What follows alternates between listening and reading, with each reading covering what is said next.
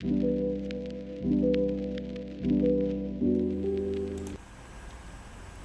ស្តីលោកគ្រូហើយនិងសួស្តីអ្នកនរគ្នាថ្ងៃនេះខ្ញុំនឹងមកចែកម្លែកអ្នកនរគ្នាអំពីUX UI design អ្វីទៅជា UX UI អញ្ចឹង UX គឺសំដៅលើ user experience គឺជាអ្នកដែលមាន experience យល់ដឹងច្បាស់ទៅលើការប្រើប្រាស់ mobile app ឬក៏ website មួយហើយ UX ហើយ user experience ហ្នឹងអាចជាអ្នកវិភាគទៅលើជាអ្នកធ្វើការវិភាគនិងយល់ដឹងច្បាស់អំពីតម្រូវការរបស់អ្នកប្រើប្រាស់និងគិតវិភាគថាតើយើងគួរតែធ្វើបែបណាដើម្បីឲ្យអ្នកប្រើប្រាស់កម្មវិធីរបស់យើងនឹងបង្កើតឲ្យមានធ្វើឲ្យវាមានភាពងាយស្រួលនិងមើលទៅស្រួលប្រើក្នុងការប្រើប្រាស់កម្មវិធីរបស់យើង user experience ក៏ជាអ្នកវិភាគអំពី flow ហើយអំពី flow របស់mobile app យើងផងដែរបើយើងឧទាហរណ៍ទៅលើការសង់ផ្ទះមួយ user experience គឺប្រៀបបានទៅនឹងជាអ្នករៀបចំប្លង់ឲ្យមានរបៀបរៀបរយហើយមើលទៅស្តង់ដារហើយឧទាហរណ៍តើយើងគួរតែដាក់តុបទឹកនៅកន្លែងណាតើផ្លូវចេញងាយស្រួលទេហើយ user experience ហ្នឹងគឺត្រូវតែគិតវិភាគងាយស្រួលនៃការរស់នៅរបស់មនុស្សអញ្ចឹងរាល់ការសាងសង់រាល់ការយើងបង្កើតនៅ app មួយយើងត្រូវតែ UX ហ្នឹងត្រូវតែគិតវិភាគយ៉ាងណាដើម្បីឲ្យ app យើងហ្នឹងងាយស្រួលប្រើវាមើលទៅសាមញ្ញហើយ user ងាយស្រួលប្រើប្រាស់វាចំណែកឯ UI វិញគឺសំដៅទៅលើ user interface ហ្នឹងអាចប្រៀបបានទៅជា user ដែលធ្វើការ design ផ្នែកខាងក្រៅដែលនឹងអ្វីដែលយើងអាចឲ្យអ្នកប្រើប្រាស់អាចមើលឃើញនិងវាមើលទៅទាក់ទាញឧទាហរណ៍បើយើងនិយាយថា user experience ហ្នឹងគឺប្រៀបបានទៅជាអ្នករៀបចំប្លង់ផ្ទះមួយអញ្ចឹងចំណែកឯ UI គឺអាចចំណែកឯ UI គឺយើងអាចចំណែកឯ UI យើងអាចត្រង់ចំណុច UI ហ្នឹងយើងអាចប្រៀបបានទៅនឹងជាអ្នកតុបតែងផ្ទះមួយដែរផ្ទះមួយហ្នឹងផងដែរដូច្នេះហើយ UI គឺជាអ្នកធ្វើការជ្រើសរើសពណ៌ថាយើងការសាងសង់ផ្ទះមួយហ្នឹងយើងគួរតែដាក់ពណ៌បែបណាគួរតែលាបពណ៌អញ្ចឹងបែបណាគួរតែបន្ថែមគ្រឿងសង្ហារឹមបែបណានិងជាអ្នកតុបតែងរបស់របរផ្សេងទៀតឲ្យវាមើលទៅស្រស់ស្អាតនិងមានភាពទាក់ទាញគួរឲ្យចង់រស់នៅបើយើងនិយាយអំពីការបង្កើតនៅ product មួយដូចជាការបង្កើតនៅកម្មវិធីមួយអញ្ចឹង UI ហ្នឹងគឺជាអ្នកកំណត់ទៅលើ design color font icon ប៊ូតុង layer អីហ្នឹងដូចជា design ទៅលើការដាក់ប៊ូតុងឲ្យមានពណ៌ឬក៏មានសាដូឲ្យវាស្រស់ស្អាតមើលទៅទាក់ទាញហើយមើលទៅនិយាយរួមមើលទៅវាស្រស់ស្អាតទាក់ទាញសម្រាប់អ្នកប្រើប្រាស់អាហ្នឹងគេហៅថា UI ជា user interface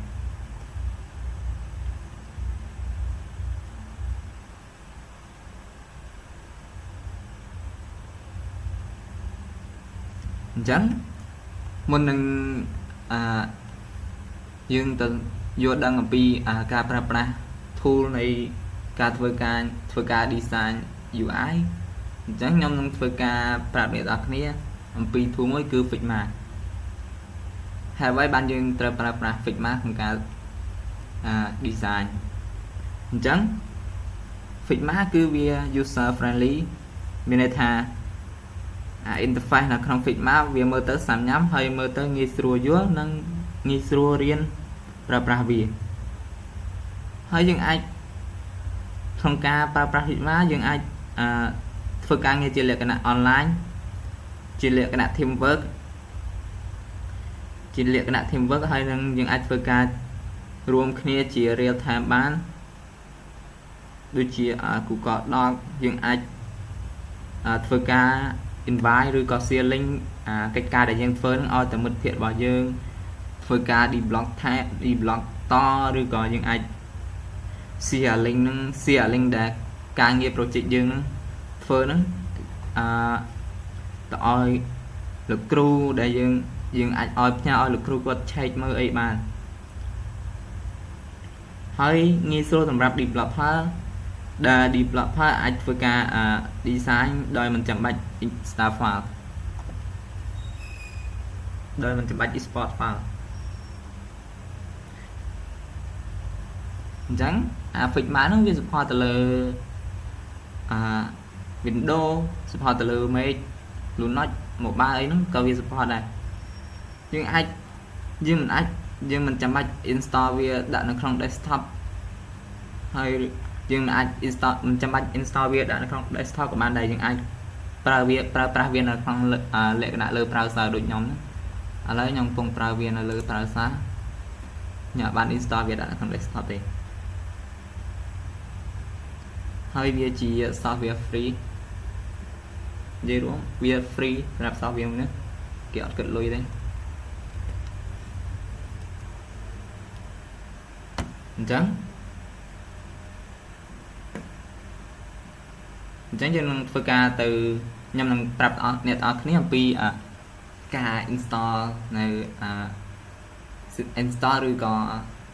sign in account ចូលក្នុង Figma អ្នកទាំងអស់គ្នា search ពាក្យថា figma.com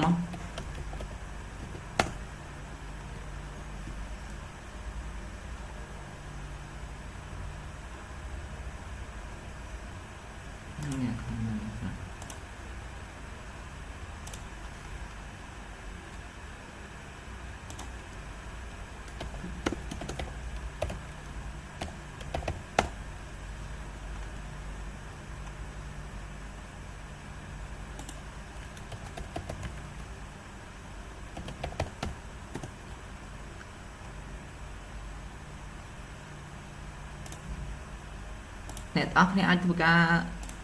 sign up វាចូលក្នុងGoogle របស់យើងបានប៉ុន្តែ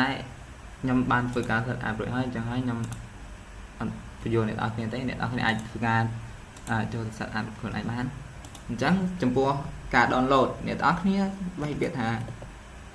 Figma download ទៅអ្នកទាំងអស់គ្នានឹងឃើញហើយនេះចុចលើនឹងមកអញ្ចឹងគេនឹងប្រាប់ឲ្យថា Figma វា support ទៅលើអីខ្លះវា support ទៅលើ desktop MacBook Windows អីហ្នឹងវា support ហើយវា support ទៅលើ mobile ផងដែរ mobile app យើងទូរស័ព្ទហ្នឹងណាវា support ទៅលើទូរស័ព្ទរបស់យើងប៉ុន្តែចំពោះការ download ដាក់នៅក្នុង desktop ឬក៏នៅក្នុង MacBook ហ្នឹងចំពោះ font គឺវា install តចំណែកបើយើងធ្វើការ install វាឬក៏ set up វាដាក់នៅក្នុងទូរស័ព្ទដៃរបស់យើងវាត្រូវឲ្យយើងធ្វើការinstall font សិនបានយើងអាចធ្វើការប្រើប្រាស់វាបាន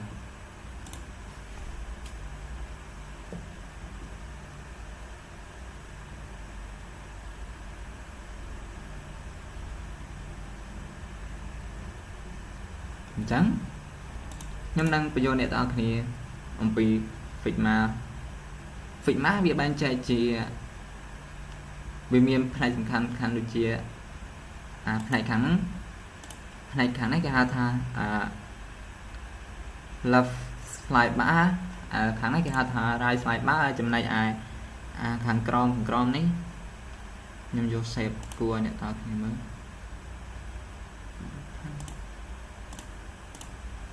ចំណែកចំណុចនេះគេហៅថា toolbar ចំណែក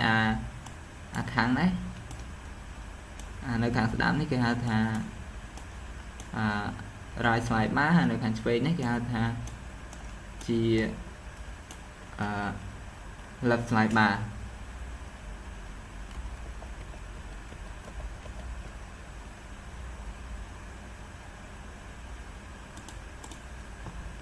អញ្ចឹងចំពោះright slide bar មានអ្វីខ្លះចំពោះច្រឡំ ចំពោះ left slide bar មានអ្វីខ្លះ left slide bar មានដូចជា layer panel នេះគេហៅថា layer panel មានដូចជា asset ណា asset ហើយមាន page panel អានេះជា page panel គេហៅថា page panel layer panel គេប្រើសម្រាប់ធ្វើអីអញ្ចឹង layer panel ហ្នឹងវាគឺជាកន្លែងដែលយើងបង្ហាញនៅ element ទាំងអស់របស់យើងនៅក្នុង project ដែលនៅក្នុងហ្នឹងអាចមានដូចជាប្រភេទជា frame shape text ប៊ូតុង image អីជាដើមហើយឬក៏ជា icon អីទៅអាហ្នឹងគេហៅថាlayer panel និយាយរួមelement ដែលយើងធ្វើការdesign វានៅក្នុង artbox វានឹង store ដាក់នៅក្នុង layer panel ហ្នឹងចំណែកឯ asset វិញអញ្ចឹង asset គឺជាកន្លែងដែលជាកន្លែងដែលយើង store ទុកនិងគ្រប់គ្រង design asset ដូចឧទាហរណ៍ដូចជាវាមានដូចជា component នៅក្នុង component ហ្នឹងមានអីខ្លះនៅក្នុង component ហ្នឹងមានដូចជាប៊ូតុងមាន card មាន nail bar ហើយនៅក្នុង asset ហ្នឹងវាមាន color style ឬក៏ជា text style ហើយនឹង effect ជាដើមអញ្ចឹងនៅក្នុង effect វាមានដូចជា drop shadow មានដូចជា blur color ហើយយើងអាចទាញយកនៅ UI kit យកមកប្រើប្រាស់ឡើងវិញបានអញ្ចឹងអានេះហៅថា UI kit កន្លែង asset មានតែប៉ុណ្ណឹងហើយចំណែកឯកន្លែង page panel ហ្នឹងគឺជាអ្វីទាំងអស់ដែលយើងបាន design វានៅក្នុង artbox អញ្ចឹងelement ទាំងអស់ហ្នឹងវានឹងធ្វើការផ្ទុកនៅក្នុងpage panel យើងនេះអានេះខ្ញុំ page ទី1របស់ខ្ញុំអានេះ page ទី2អានេះគេហៅថា page panel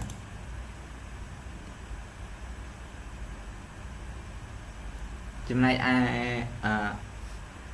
right slide bar វិញ right slide bar មានដូចជាចំណុចសំខាន់មានដូចជា design ហើយនឹង property អញ្ចឹង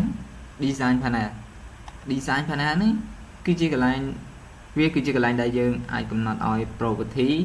អាចជា size ឬក៏ជា position color នេះជា position អាចជា color ជា layer font effect ឬក៏ auto layout ជាដើម position នេះអានេះ layer ហើយមាន fill មាននេះ effect color effect stroke អីហ្នឹងទៅចំណែក property វិញអញ្ចឹង property បណ្ណាហ្នឹងគឺជាកន្លែងដែលយើងធ្វើការជួប screen ឬក៏ frame ដើម្បីធ្វើការបង្កើតនៅ flow មួយយើងអាចធ្វើការឲ្យវាមានលក្ខណៈថា hover ឬក៏ action click អីចឹងទៅ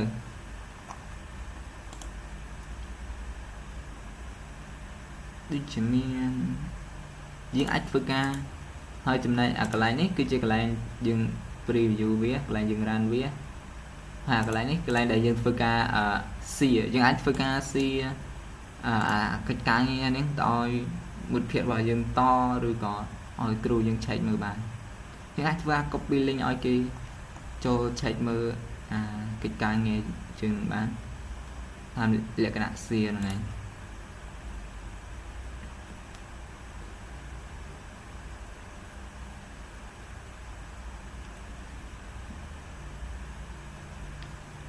អញ្ចឹងនៅក្នុងdesign ហ្នឹងវាអាចមានយើងអាចធ្វើការយើងអាច design ឲ្យវាយើងអាចមានដូចជា action គេប្រើសម្រាប់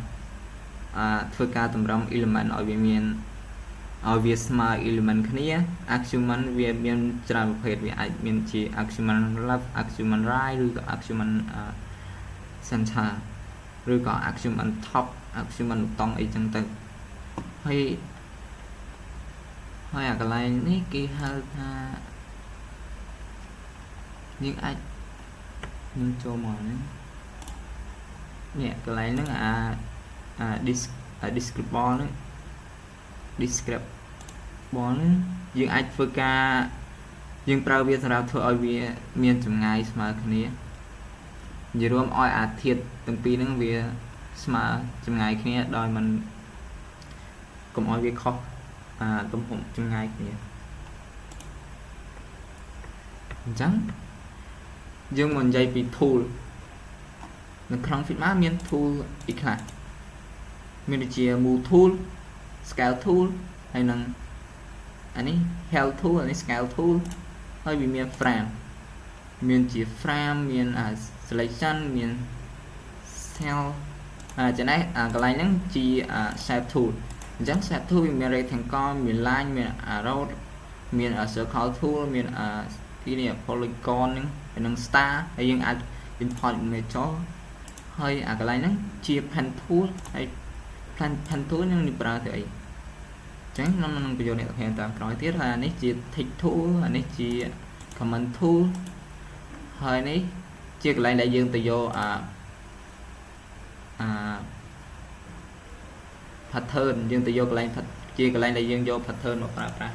vì admin chỉ icon ấy từ từ tỏ image ở trên đây